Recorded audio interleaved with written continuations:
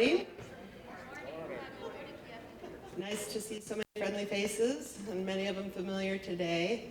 My name is Kathy Evans. I'm the Environmental Program Manager for the West Michigan Shoreline Regional Development Commission. And really want to thank you for coming out today on such a beautiful Saturday morning. I know you have a lot of other things to do, so we'll try to keep things moving along too.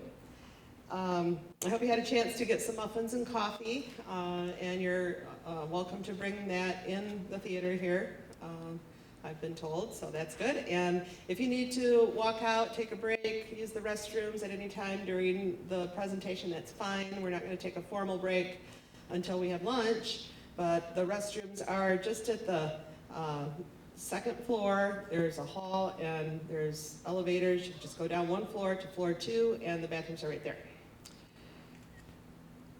So we did some outreach for this program to public and private shoreline landowners, teachers, students, local governments, businesses, volunteers, and people who may be interested in helping be good stewards of our shoreline in the future. How many of you in the room today kind of fit into like one or more of those categories? Well, that's great. Okay, well, I'm glad you're here.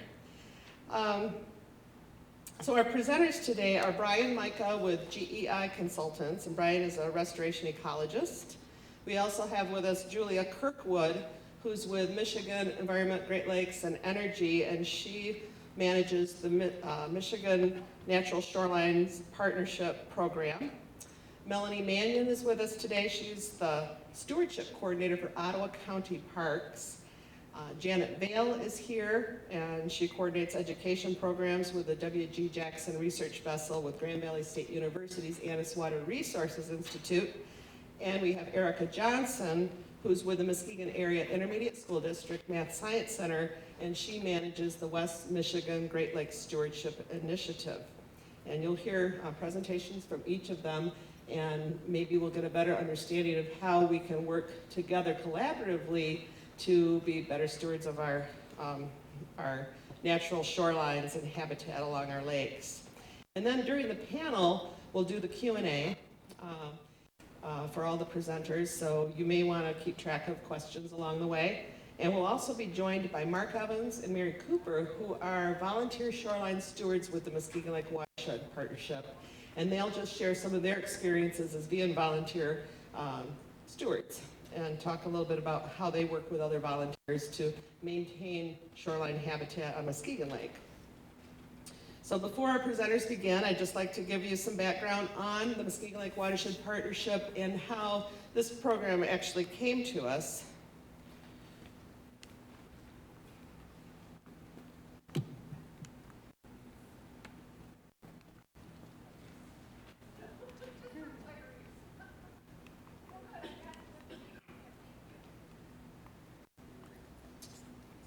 So I would advance the slide.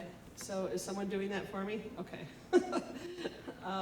So Muskegon Lake had a lot of filling historically, which removed really a lot of the shallow habitat and shoreline along the lake. You see in the one photo here in yellow, all of that used to be shallow water shoreline habitat. And so there's been a lot of restoration done.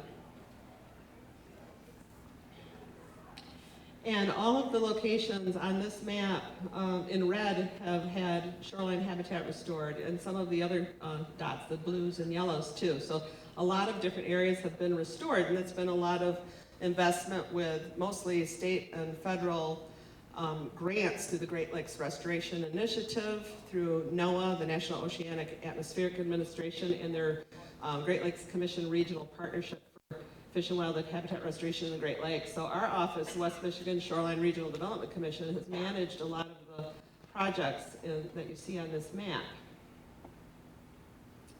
So this is just an example of a before and after of one of the restored sites. That's at Heritage Landing, and you can see on the left how there was a lot of old foundry slag and even some old sawmill lumber and things like that showing. And then once we were done restoring it, a lot of nice native plants.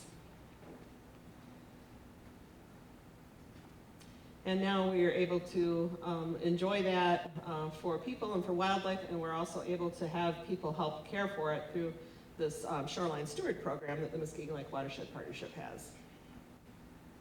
And this allows us to have more recreational uses of the lake. It's a safer, nicer shoreline.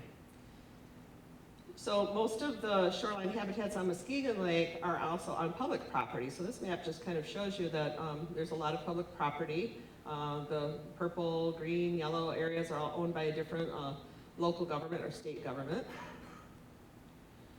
And the way you can become a shoreline steward, just kind of contact me is one way, and I can help you because it's very individualized. If you want to adopt a section of shoreline that's been restored, let me know. If you're not on Muskegon Lake and you need some help on another lake, that's fine. Our office has a region of 5 counties, so we help people all around West Michigan.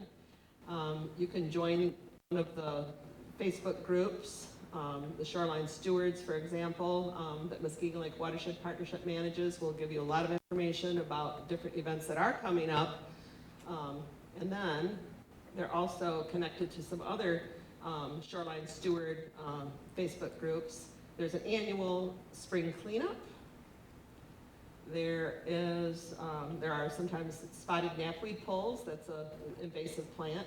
This shows an example of how, if you want to back up one slide, this shows an example of how if you stop mowing, a lot of people are interested in doing pollinator gardens right now, but if you just stop mowing an area and spotted knapweed comes up, then you have to have a plan in place to kind of manage for that, because it'll bloom and it'll be beneficial to bees, for a certain period of time while it's blooming, but it won't allow the diversity of native plants that would bloom from spring through fall to be there to support the entire season. So this is clicking a little too fast for me. So then there's a Friends of Grand Trunk Partnership page if you are interested in that location. Next slide.